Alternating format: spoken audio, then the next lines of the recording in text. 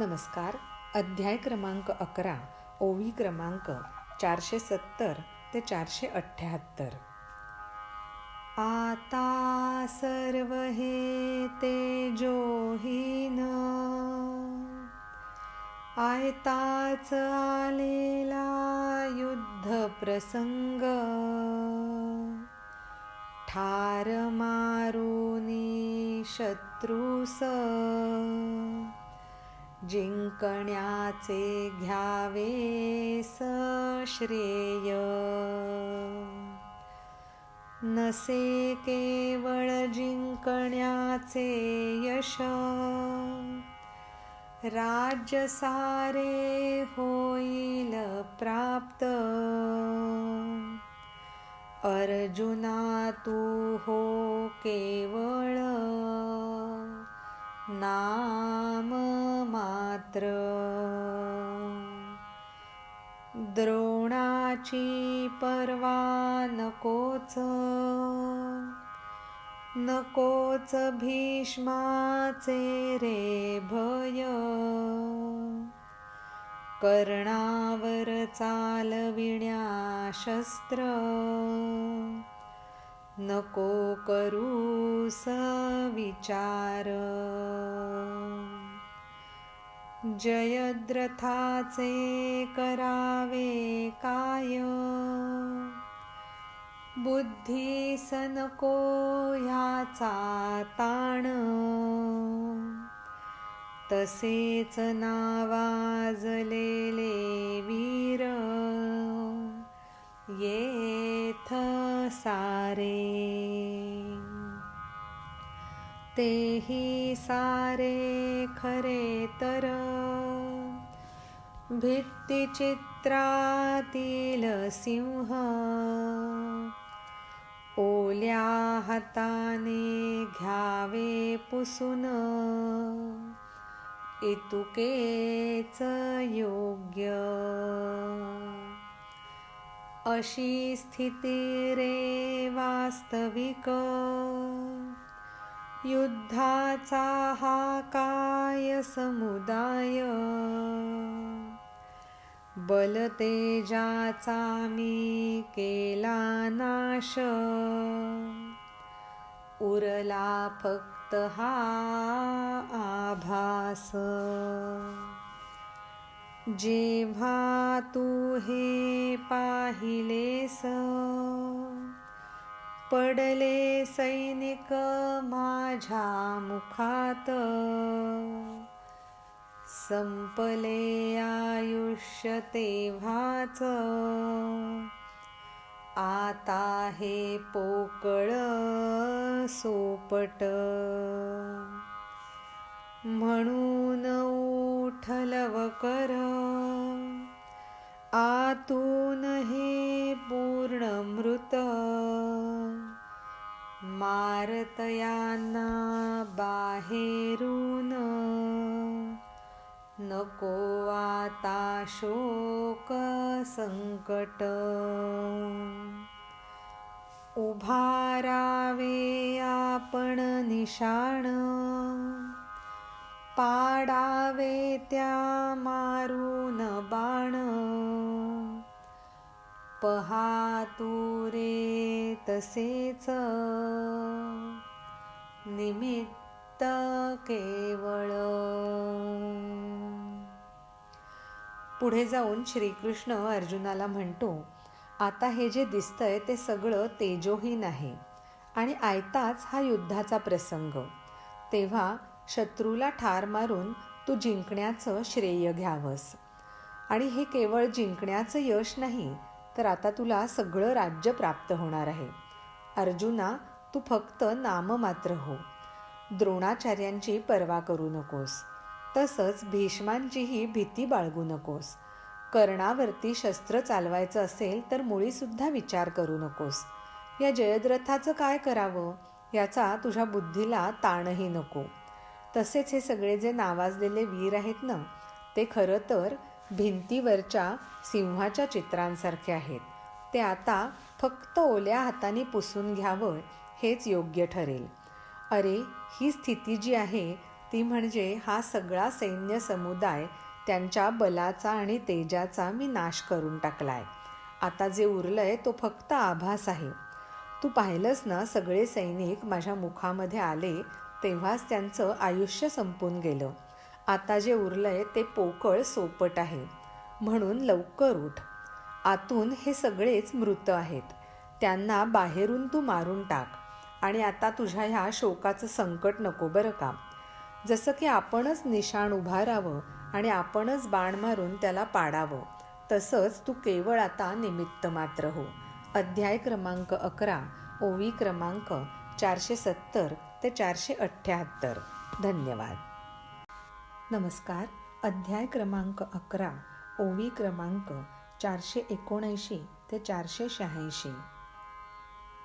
तुझ्या हितास जे बाधा कर,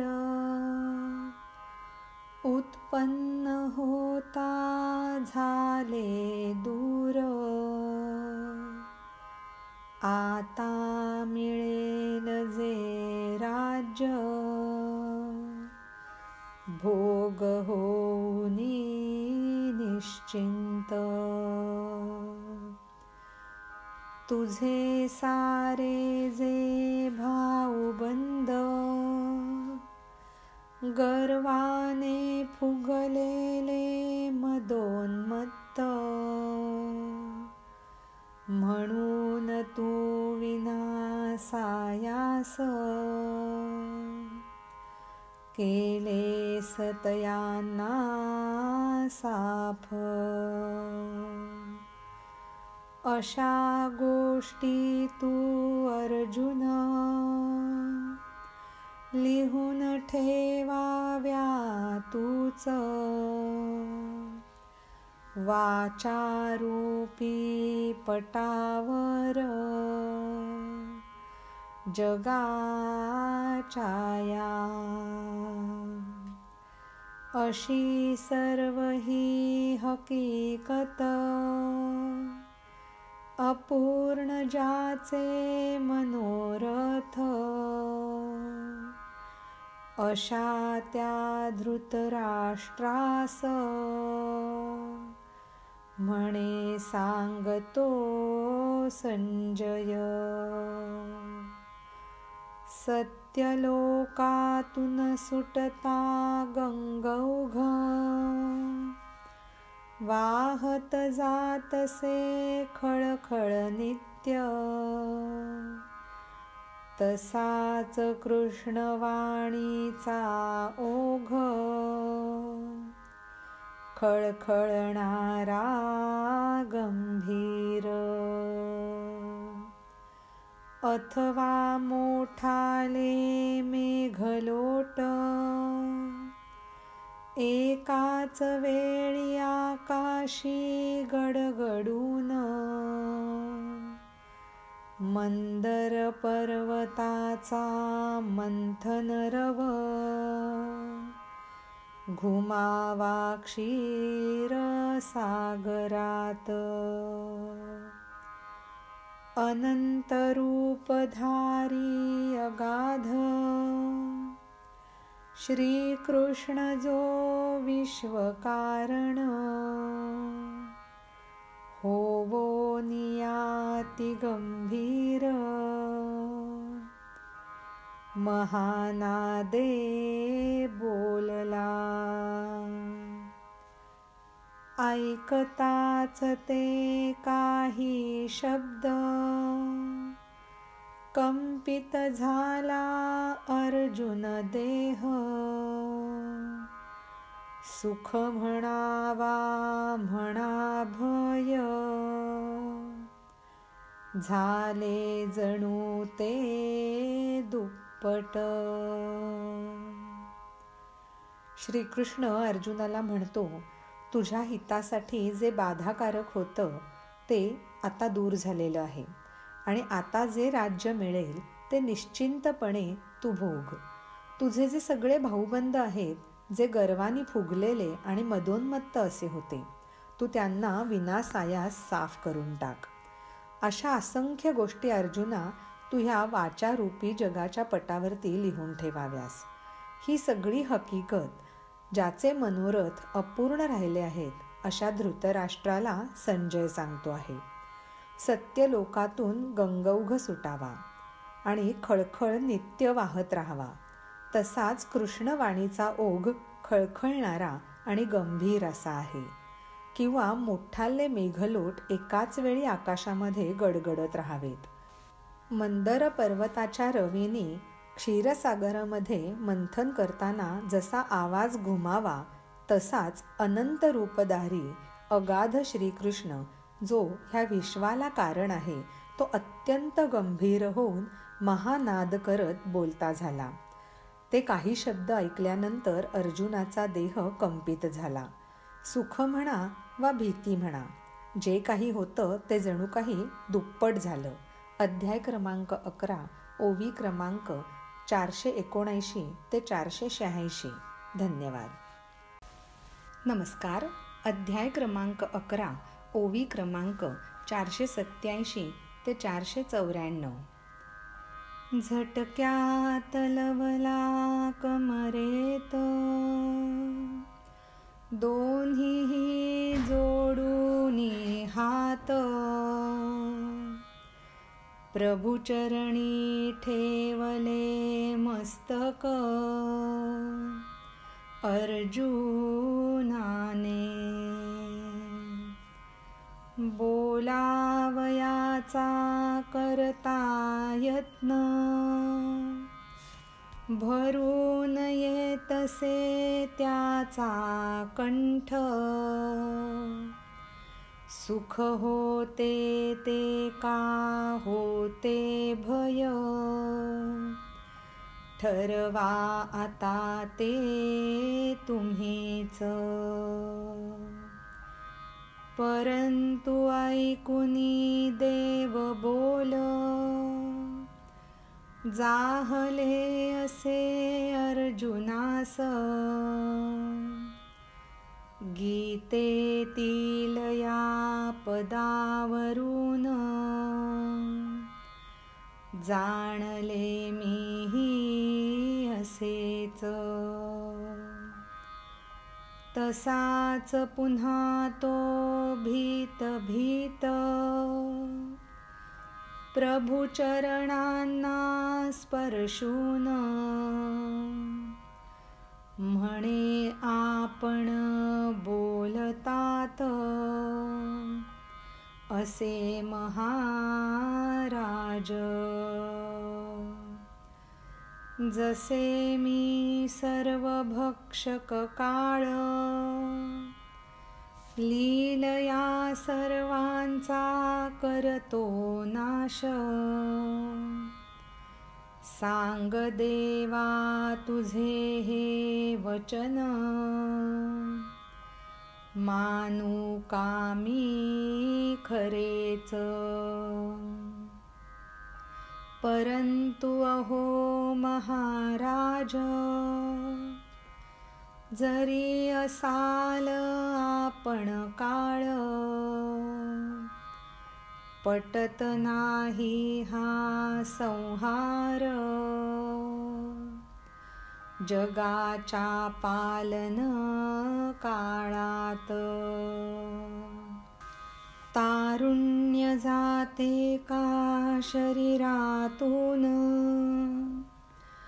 वार्धक्य येते का ओढवून, तसेच कालीच नाश, बहुतांशी नाही होत. दिवसाचे जे 4 प्रहर, सांगा कधी त्या आधीच, अधेमध्ये माध्यान्हीस, सूर्य होईल का कधी अस्त. अर्जुनाची अशी काही अवस्था झालेली होती की तो झटक्यात कमरेत लवला आणि दोन्हीही हात जोडून त्याने प्रभुचरणांवरती मस्तक ठेवलं. बोलायचा प्रयत्न करताच त्याचा कंठ भरून येत होता. सुख होतं का भय होतं ते आता लोक हो तुम्हीच ठरवा. परंतु देवाचे हे बोल ऐकून अर्जुनाला असं जाणवलं, खरं असं गीतेच्या ह्या पदावरून मलाही समजलं, असं आता ज्ञानेश्वर महाराज श्रोत्यांना सांगतायत. तसाच पुन्हा भीत भीत अर्जुन प्रभुचरणांना स्पर्श करून म्हणतो, म्हणजे जणू काही आपण सर्वभक्षक काळ आहात आणि लीलया सर्वांचा नाश करता. अहो देवा, तुमचं हे जे वचन आहे हे मी खरं मानू का? पण महाराज, आपण जरी काळ असलात तरी हा संहार मात्र मला पटत नाही, तो सुद्धा जगाच्या ह्या पालन काळात. शरीरामधून तारुण्य कधी निघून जातं का? आणि वार्धक्य असं अचानक ओढवून येतं का? तसंच बहुतांशी अकाली नाश कधीच होत नाही. दिवसाचे जे 4 प्रहर आहेत त्यामध्ये माध्यान्नीला अधेमध्ये सूर्याचा अस्त कधी होतो का? अध्याय क्रमांक 11, ओवी क्रमांक 487 ते 494. धन्यवाद. नमस्कार. अध्याय क्रमांक 11, ओवी क्रमांक 495 ते 502. देवा जरी तू अनंत काळ उत्पत्ती स्थिती तसेच लय तीनही आपापल्या समयास समर्थ असती बहुत. उत्पत्तीचा येता काळ स्थिती लय होती नष्ट तसेच स्थितीची असता वेळ उत्पत्ती लयाचा होतो लोप. तसेच येता प्रलय काळ उत्पत्ती स्थितीचा होय नाश अनादि कालापासून चालतसे असाच क्रम. स्थिती कालात या जग वावरते भोगाच्या भरात अशात करशी तू संहार कसे पटावे मनास. परमेश्वर बोले करुनी खूण 2 सैन्यांचेच आले मरण याशिवाय साऱ्या लोकांस यथायोग्य येईल मरण. तेवढ्या त्या क्षणार्धात अर्जुनाने पाहिले तितक्यात सर्व लोक होते सुखरूप आधी सारखे. मग बोले तो देवास विश्वरूपाचे हे सोंग असशी तू याचा सूत्रधार पूर्वस्थितीत आले जग. दुःख सागरी जे पडले जीव तयांना काढसी बाहेर हरी ज्या प्रकारे तू कीर्तिवंत, होतसे मज त्याचे स्मरण. अर्जुन देवाला म्हणतो, अरे देवा, जरी तू अनंत काळ असलास तरीसुद्धा उत्पत्ती, स्थिती आणि लय हे तीनही आपापल्या समयास वेगवेगळे समर्थ असतात. उत्पत्तीचा काळ येतो तेव्हा स्थिती आणि लय नष्ट पावतात. तसंच स्थितीची जेव्हा वेळ असते तेव्हा उत्पत्ती आणि लयाचा लोप होतो. प्रलय काळ जेव्हा येतो तेव्हा उत्पत्ती आणि स्थितीचा नाश होतो. असाच क्रम अनादिकालापासून चालत आला आहे. तर ह्या स्थिती काळामध्ये जग जेव्हा भोगाच्या भरात वावरतं तेव्हा तू त्यांचा संहार करतोस हे माझ्या मनाला कसं बरं पटावं. हे ऐकल्यावर परमेश्वर खूण करून बोलतो, ह्या 2 सैन्यांचंच मरण आलेलं आहे. याशिवाय इतर सर्व लोक जे आहेत त्यांना यथायोग्य मरण येईल. आणि तेवढ्या क्षणार्धात अर्जुन बघतो आणि त्याला दिसतं की सगळे लोक सुखरूप होते, अगदी आधीसारखे. मग तो देवाला म्हणतो, हे विश्वरूपाचं सोंग कशाला? जर तूच ह्या सगळ्याचा सूत्रधार आहेस तर हे जग पहा पूर्वस्थितीत आलं सुद्धा. दुःख सागरामध्ये जे जीव पडले आहेत त्यांना तू बाहेर काढतोस. आणि अरे हरी, तू ज्या प्रकारे कीर्तिवान आहेस त्याचं मला आजही स्मरण होतं. अध्याय क्रमांक 11, ओवी क्रमांक 495 ते 502. धन्यवाद. नमस्कार. अध्याय क्रमांक 11, ओवी क्रमांक 503 ते 509. आठविता ती वारंवार ब्रह्मसुखाचा येई अनुभव, सोहळ्याचा त्या ऐसा भोग, आनंद लहरींवरची लोळण. जिवंत राहिल्याने जग, तुझवर त्यांचा अनुराग, दुष्टांना मात्र अधिकाधिक, तुझ पासून होतसे नाश. त्रिभुवनातील हे राक्षस, तयांना तू साक्षात काळ, म्हणून ते घाबरून सैरावैरा जाती पळून. देवसिद्ध तसेच किन्नर,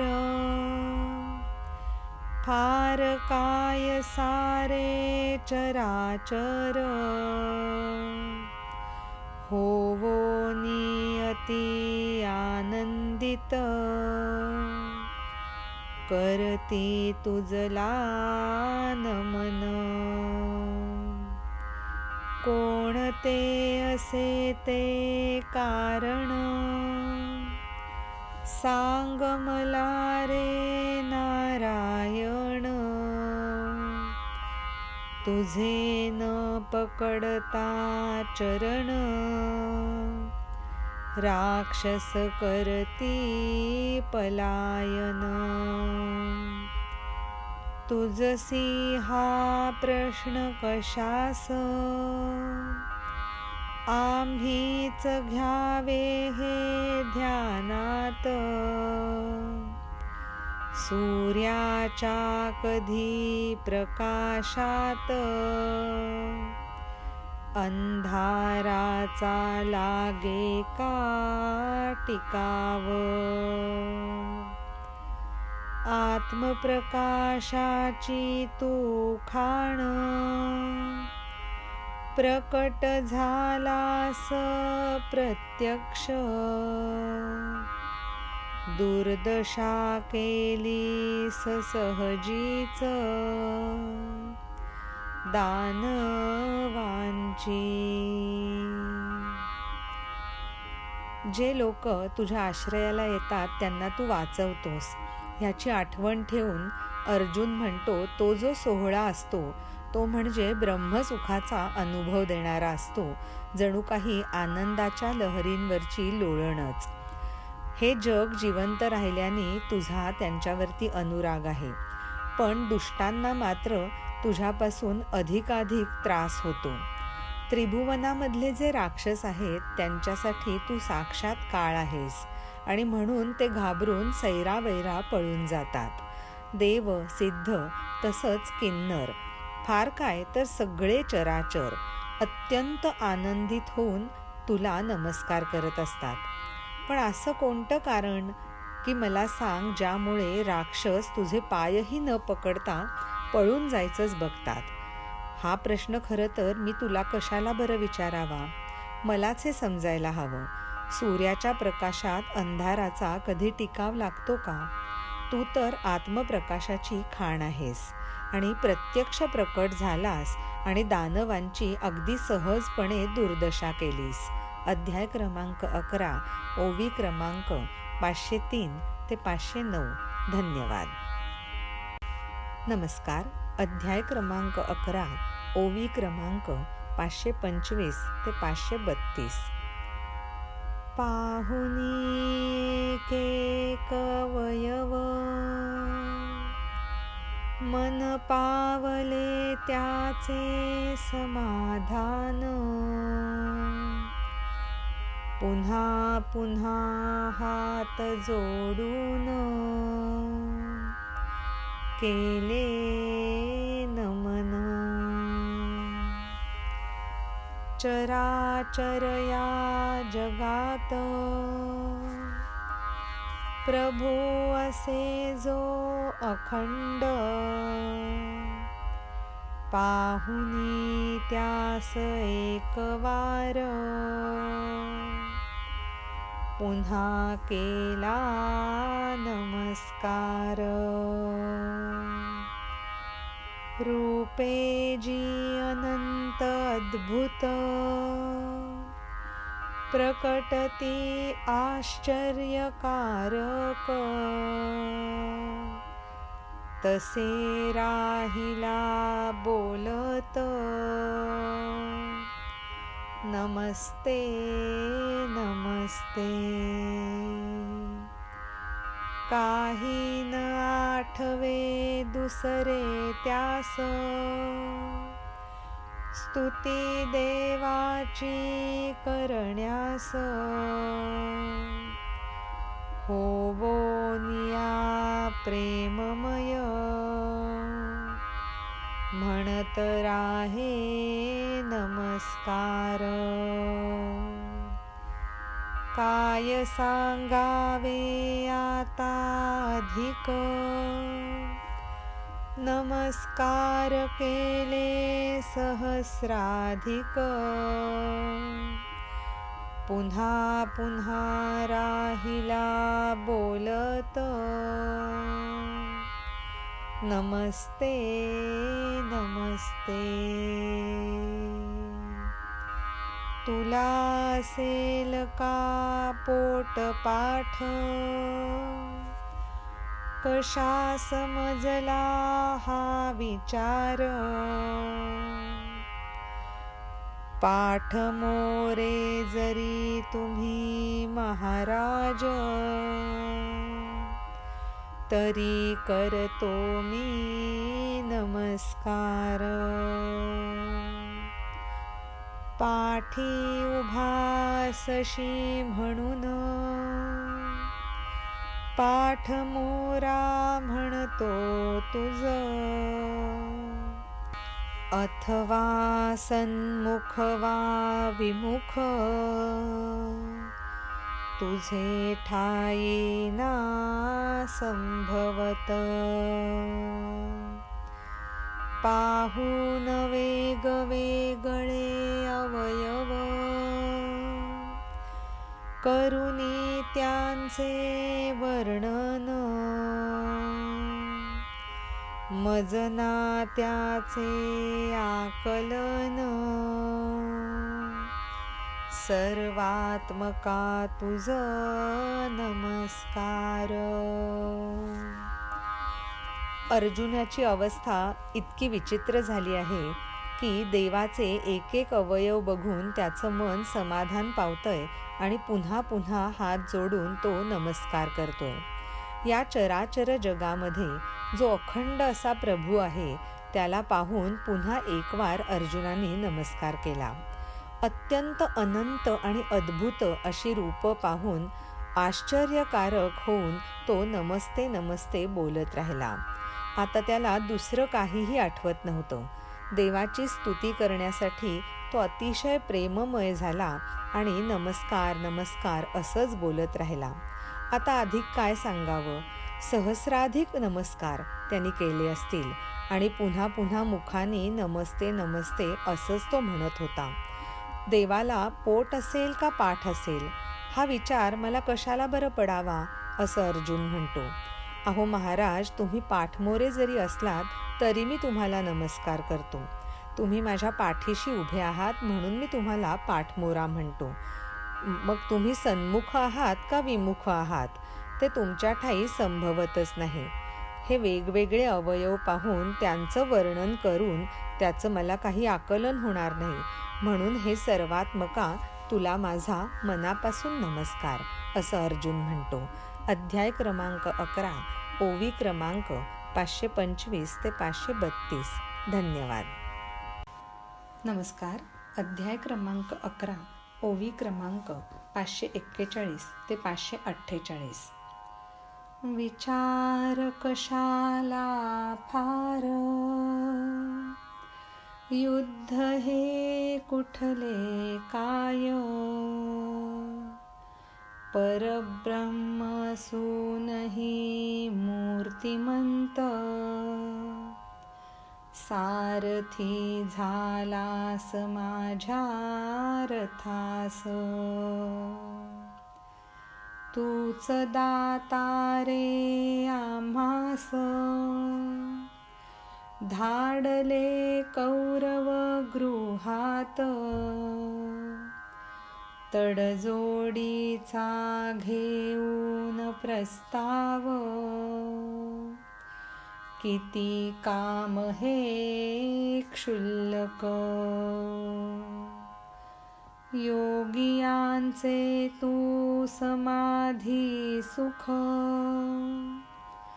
असा कसा मी रे मूर्ख, भाषण केले दुःखदायक, तुझ्या समोर, विश्वाचे तू अनादि मूळ, तरी कुटुंबात ऐसा वावर, सोयऱ्यांशी जे शब्द संवाद,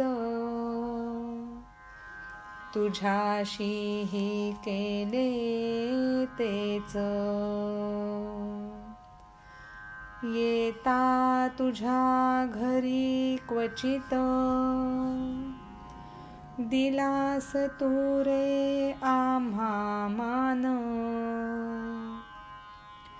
तरी असायचो आम्ही रुसून, तुझ्यावर करीत असू आम्ही असा हट्ट, घालावी तू आमुची समजूत, नुसतीच नाही साधी तर, आमुच्या पाया पडून, मित्र तुझा मी जीवलग, नाते असे समजून, बैसलो तुझ्याकडे पाठ करून, आमुची ही योग्यता काय. दानपट्टा होतो खेळत, कुस्तीही खेळली आखाड्यात. धिक्कारिले खेळता सारी पाट, निकराने केले भांडण. अर्जुन अत्यंत अस्वस्थ मनस्थितीमध्ये श्रीकृष्णाशी बोलतोय की आता फार विचार कशाला, आपण तर खुद्द परब्रह्म आहात, पण तरी हे कुठलं काय युद्ध, आणि माझ्या रथासाठी आपण सारथी झालात. तुम्हीच आमच्यासाठी दाता आहात, पण आम्ही मात्र तडजोडीचा प्रस्ताव घेऊन तुम्हाला कौरवगृहामध्ये पाठवलं होतं. किती क्षुल्लक काम होतं ते. योगियांचं समाधी सुख जे म्हणतात ते म्हणजे श्रीकृष्णा तू आहेस, आणि मी असा कसा रे मूर्ख की तुझ्यासमोर दुःखदायक भाषण करत बसलो. ह्या विश्वाचं अनादी असं मूळ तू आहेस, पण तरीही तुझा कुटुंबामध्ये असा वावर होता आणि सोयऱ्यांशी जो संवाद होता तो तू इतक्या सहजपणे करायचास आमच्याशी, आणि आम्ही तुझ्याशी तसेच सहजपणे बोलायचो. कधी क्वचित तुझ्या घरी आलो तरी तू आम्हाला पुष्कळ मान देत होतास, पण तरीही आम्ही तुझ्यावरती रुसून बसायचो, आणि आम्ही असा काही हट्ट केला की तू आमची समजूत घालायचास. अगदी साधीसुधी नाही तर अगदी आमच्या पाया पडून सुद्धा. तुझा मी जिवलग मित्र हे नातं समजून ह्या रथामध्ये मी तुझ्याकडे पाठ करून बसलो. खरं तर माझी काही योग्यता तरी आहे का? दानपट्टा, कुस्ती हे खेळ आपण एकत्र खेळलो, आणि कितीतरी वेळा सारीपाट खेळताना आम्ही तुला धिक्कारलंय आणि निकराने भांडणसुद्धा केलंय. अध्याय क्रमांक 11, ओवी क्रमांक 541 ते 548. धन्यवाद.